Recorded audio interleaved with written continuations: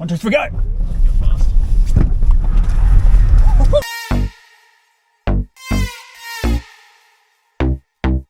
Okay guys, well today I'm in the Kia EV6 and it's literally the first time I've hopped in this car, but I really wanted to record my first reactions because when you jump into these cars, you get used to anything you get into. So I like to record the first reaction because I'm guessing this is going to be nuts.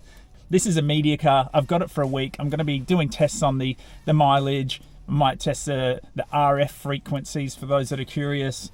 You know, put it up against the chargers and anything else, and of course the speed as well. So if you're curious, make sure you subscribe. Next videos will be about that. For now, this is just a bit of a first reaction about the Kia EV6. I've got to say, personally, I don't associate Kia with sports car, but that might be all about to change. This car, 0 to 100 kilometers an hour, 3.5 seconds. That is a whole lot faster than anything else I think I've driven, actually, including my old V8, all my Teslas, even the two Genesis. The Genesis cars were like 5 seconds and 4 seconds, or yeah, something like that. This is another half a second faster, so give it a bit of a push and see what happens. Feels nice. Everything's finished nicely. Everything looks nice. And I'm just going to give this the absolute shit right now. Come on. 1, 2, 3, go!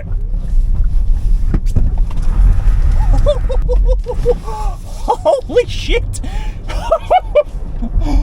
That just got 45 degrees loose and right in front of the Kia dealership.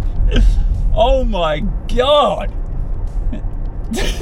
I'm embarrassed, but just having so much fun at the same time. I cannot believe that. It got so loose. That was with traction control on and everything. Oh man, I wish I had a camera outside the car. I don't know. You would have seen me locking my arms up, but holy shit balls. Well, there you go. That's my out. That's my genuine little first reaction to the EV6. Oh man, imagine if I crashed it right outside the dealership. That was unexpected. I just can't believe that was with traction control on. It's going to be really interesting to see how loose this thing gets with no traction control on. Whew, okay. Wow. I don't know if there is. I just presumed that there was going to be like a sport mode I had to put on before this thing went and did something interesting. But that was clearly a wrong assumption. I think this is just always in sport mode, or it's just, oh hang on, there's a GT button here. No, that wasn't even in sport mode. Holy hell. I mean, it is wet today. It is wet, so you know, you got to factor that in.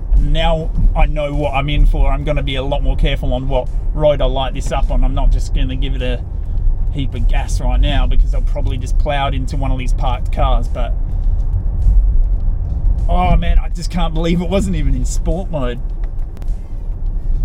You got GT mode and you've got standard mode, and that was in standard mode with traction control on, and it just got loose as shit. Remember, this is a 4-door family car. This is what blows my mind. You're not in a utility, you're not in a 2-door, you know, little sports car. You know, there's none of that crap anymore. These family cars are fast as, if not faster than, a lot of sports cars used to be.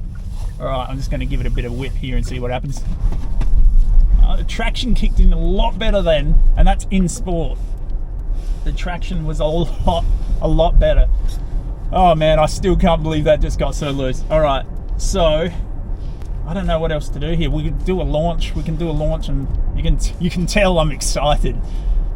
You can tell I'm excited by how fast I'm talking. All right, we're going to give this a lick here. Let's see how she takes off. It's a bit more dry, and go. Oh, she's quick. She's quick. It doesn't feel dangerously quick.